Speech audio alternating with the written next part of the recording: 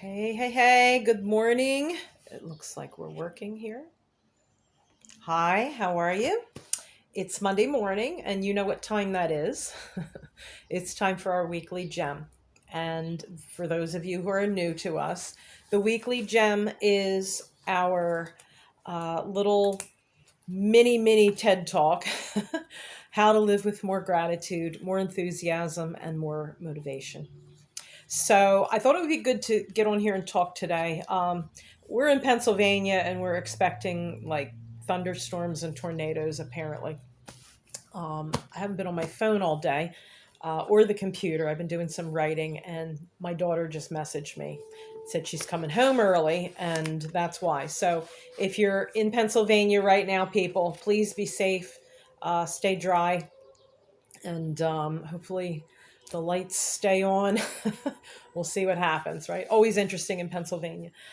So today I wanted to talk about, it's funny, kind of on the tail end of that, talking about raising your resilience level. Um, and what brought up this topic was I was having a conversation over the weekend with a good friend of mine, who's a massage therapist. And I was checking in with her because recently the place where she was working decided on like a Saturday to tell everybody as they were leaving that the salon was closing, the spa was closing permanently, and none of them had jobs.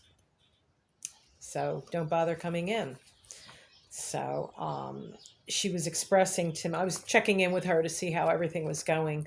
And she said, I just realized that I am so burnt out, compassion fatigue, stress, like it just doesn't even begin to describe it. So I thought it would be good to talk a little bit today about ways to build your resilience, raising that resilience quotient. Some of us are naturally resilient, and some of us just really struggle with this. So I thought it would be helpful today to talk to you about ways that you can this week focus on raising that resilience and making yourself more resilient to these things when they happen. Um, I mean, it's got to be awful. I've never been in that specific experience. I was fired from a job once a week and a half before Christmas. That was fun. Single mom with two kids, so I really empathize with people, especially right now. There's so many things going on in workplaces, um, new rules being put in place, and things like this. Businesses closing, um, and there's little communication from the top down sometimes, or even between coworkers. And I see it in a lot of different lines of work. I see it with my friends who have their own businesses, but I see it a lot in care based and service based work, such as salons and spas, um, daycare centers, preschools, any type of housekeepers, any kind of work where you're doing service with the public, or you're doing caregivers, nurses. I mean, the list is huge, of different types of work that requires you to constantly be sending out your energy. So I wanted to talk a minute about that and the difference between stress, burnout, and compassion fatigue, and how all of these things kind of tie in together, and what you can do to minimize some of the damage that it does. Because none of us feel good when these things happen at all. So stress can be best described as, and I'm an expert on stress, not only because I've studied it, but also because I tend to have a personality that not only attracts stress, but also amplifies it sometimes. Ask any of my friends or my family. I'm really good with showing people how to take that down, only because I've experienced it. So I guess that's a good thing, is that I've had this stress so that I can overcome it. I don't know. But stress, basically, the easiest way that I can describe it is that it's a reaction to some sort of a challenge in your life. And stress can be good or bad. Um, Example of good stress would be you're getting a promotion. So you're stressed because you're preparing for that challenge of being promoted and having more responsibilities, et cetera, et cetera. Getting married would be another example. Having a new child, welcoming a new child into your family. These are all examples of good stress. And you're preparing for that challenge, and that's what causes that stress. You're thinking, you're preparing, you're doing, and you have all this stress. Now, in that case, stress can be motivation. It can be uplifting. However, the stress that we're most used to is the other kind of stress, and that's the stress that really just causes us to feel heavy, causes us to get confused or overthink things, and that's the negative stress, and that is the kind of stress that has the bad long-term effect on your body. Okay, now we tend to talk about stress as this thing that happens to us, but actually, what we're talking about is our stress response. Um, in other words, your way of responding to being told you don't have a job Monday, or that, preparing for that wedding or that job promotion. That's what our stress response is. And the stress response is actually there for a very good reason. Stress response is also known as your fight or flight response, or your survival instinct. And in cases like when you feel like you're under a threat and you may have to physically fight someone off, not a coworker, but an attacker, or in some cases an animal, wild animal, that is what the fight or flight response is for. Okay, so it produces a adrenaline response in your body. It gets your muscles prepared, it gets your brain prepared, and all you're capable of doing is thinking about how to get out of that situation. Okay, so you have a choice when you feel under threat, is to either fight the threat and overcome it, or run and just get out of that area, get out of danger. The problem is that the brain doesn't know if you're being, say, chased by a bear, or if your coworker is just irritating you, okay? Or your family is irritating you. So the brain reacts in the same way. And when we are in the middle of a stress response, we're not capable of reason, logic, empathy, or any of these things, okay? So this is why stress is so dangerous, because it literally overtakes your whole body, your whole mind. You are just not capable of doing anything when you have a stress response. And this happens a lot, especially in our lines of work. Happens every day when you turn on the TV or open up your computer. Okay, I'm in fact putting together something that I think you're going to like. It's going to help you kind of come out of that a little bit. That's constant stress response. Okay, so then burnout happens as that would be the next level stress. Okay, burnout happens when you have a prolonged period of stress and you've been conditioned to behave and respond in a certain way, or react in a certain way, and you're just burnt out. You just got nothing left. There's no more energy. There's no more ability to reason. There's no more ability to care about anything, and that is when you've reached burnout. There's so many different symptoms that go along with burnout, and it's different for everybody.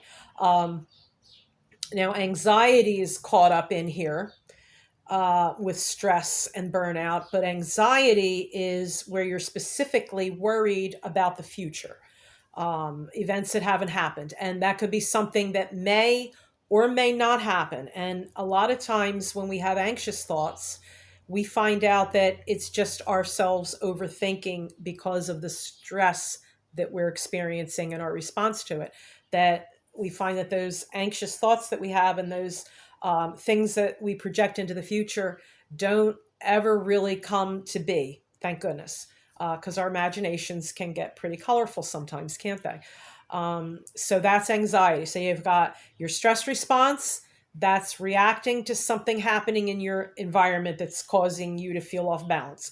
You have anxiety that's projecting that into the future to some future event. You have burnout, which is when you're experiencing and reacting to stress all the time, constantly, 24/7 for a prolonged period of time. And then you have what we like to call um, the compassion fatigue, which is what my friend was talking to me about. Now, compassion fatigue is also a form of burnout. But what happens with the compassion fatigue is that you have nothing left. It's physical exhaustion, it's mental exhaustion, it's emotional, it's energetic, spiritual. It's just everything comes crashing down. And what happens specifically in that case is that you you lose your capacity for empathy, for compassion, for understanding, and for caring.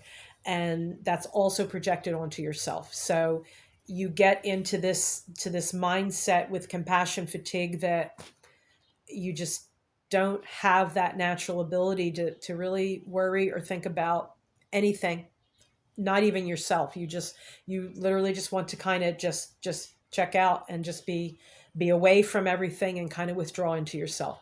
And that's kind of where we're seeing depression go.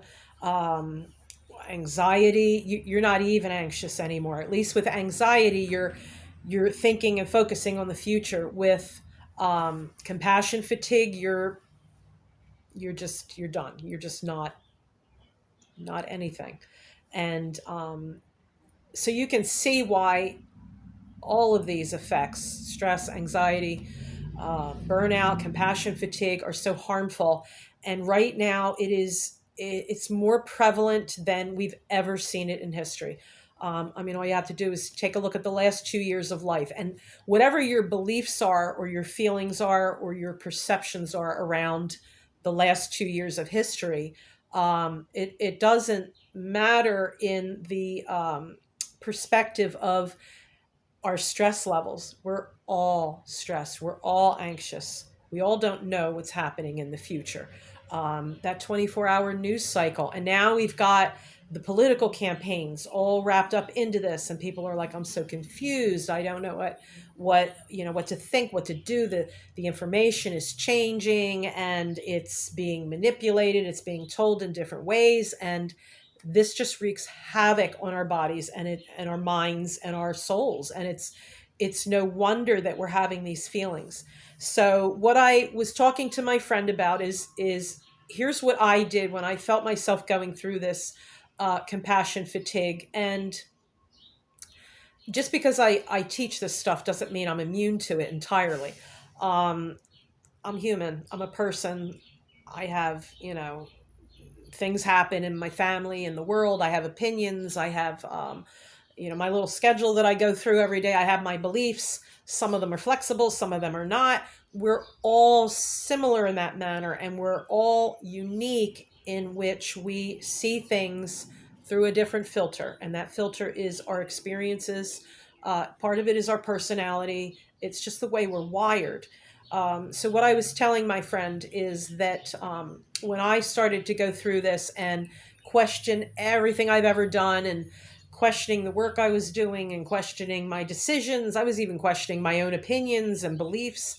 Um, I was very tense with my family, very snappish, which isn't where I want to be. I always liked to be, fun. I'm always the one telling jokes and laughing at myself and laughing at others, well, with others and at others, my friends, that is. But I just got to a point where I was like, what's going on with me, and how do I pull myself out of it? So here's what I did. I took just a notebook, and I'm big into journaling. I know a lot of people aren't, but figure out the way that you want to do this. And I took my journal and I just wrote down everything that makes me feel alive, energized, lights me up, literally. Just like I could do it for hours and like not eat, not go to the bathroom. I could just do that one thing uninterrupted and I would be happy the rest of my life. What are those things for you? Is it reading? Is it painting? Is it gardening? Is it taking care of your pets? Is it playing games with your kids? Is it walking in nature? Needlepoint. What is it? Glass blowing. What is it? Hang gliding. um, Find something, find what those things are, write them all down. Do this unedited and uninhibited. Just write them all down. Don't think about it. Okay, we call this brainstorming. You just write everything down. Give yourself like 2 minutes. Just write everything down that comes to mind. What lights me up and gives me joy and energy and compassion, and I could talk about it for hours, and I could just sit there in my studio, in my office, or anywhere, and just do those activities like indefinitely. What are those things for you? Write them down. Okay, then when you're finished with that, write down what knowledge, what skills and abilities that you have. For example, you might be good at organizing closets. You might be good at cooking. You might be good at understanding what animals need at any given moment, etc., etc. You might be good at numbers, bookkeeping. You might be good at fixing cars. You might be good at gardening. You might be good at like interior design, etc., etc. Sewing. You make your own clothes. Okay, whatever it is, write down what skills you have that you're good at. Now, there's a distinction. Things I love, maybe you're not good at it, but you love doing it. And then the skills that you have. So you can have skills but not enjoy doing that thing. I hope that makes sense. Okay, so things you love that you're passionate about but maybe aren't great at, but you really enjoy doing it and you just feel so alive when you do it. And then your second list is going to be skills that you have but things that you might not necessarily enjoy doing, but you can do it and you can do it well. Okay, my example would be housekeeping. Many of you know I had a housekeeping service for many, many years. I can do housekeeping because I have an organized mind and I love interior decorating. I don't like housekeeping though, but it is something I'm highly skilled at. So skilled that I created a business around it. Okay, but if you asked me, would I rather house clean or do something else? House clean's at the bottom of the list. Okay, so this is an important distinction because at some point, what you're going to do, not now, but right now, I just want you to do these two things. At some point, what you're going to do is you're going to connect these two things, your skills with what gives you joy, and you're going to create something new out of it. And it's in that creation process that we find the resilience. That's my long-winded connection to the resilience. Okay. But for now, when you're in stress, when you're in burnout, compassion fatigue, when you're in all this anxiety, you can't really plan and think of doing something new until you decompress and decondition yourself. Okay, so part of this process, writing down what makes you light up and what your skills are, helps you to kind of start to organize your thoughts around how you can build more resilience in the midst of some of the things that you're experiencing right now. Okay, so that first list is going to be your recharge list, like your power up list, so to speak, that you're going to go to in those times where you're having these struggles, making decisions, and you're feeling anxious. You're feeling like you're in a dead end job or work that no longer gives you joy. You're going to go to that list, and I want you to pick one of those activities. It doesn't need to be a long, drawn out activity. It might be that you like sitting there flipping through a magazine, just looking at the pictures, not even reading anything. That's fine. And I want you to try to incorporate that into your day. Starting today, find some time, even if it's a minute or two. Okay. What I find with building resilient skills is that we form these bad habits and then we want to make better habits, but you have to really overcome and minimize those bad habits before you just starting adding new habits. Okay. So part of the experiment or this little experience here, what gives me joy, is that you're remembering, okay, before you became stressed, before you became burnout, before you lost all your compassion and joy for life, you have to really start to rekindle and start remembering those things that bring you joy. Okay, so that's part of what this experiment is. And by doing it a little bit, reorienting yourself and just slowly introducing that, this is going to give you the fuel to completely start to bring down your stress level, overcome the bad habits, and build your resilience. Okay, so that's all I have for you today. I don't want to go on too long. It's already been 20 minutes. And I want you to just think of this. What things light me up?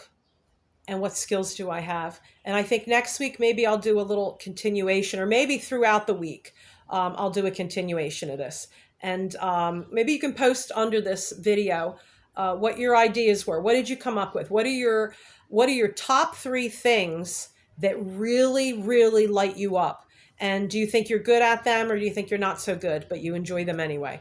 So let's focus on that list, that first list. What gives me joy? What makes me just feel like I can do anything, and I could do it for hours and have so much energy and happiness doing it?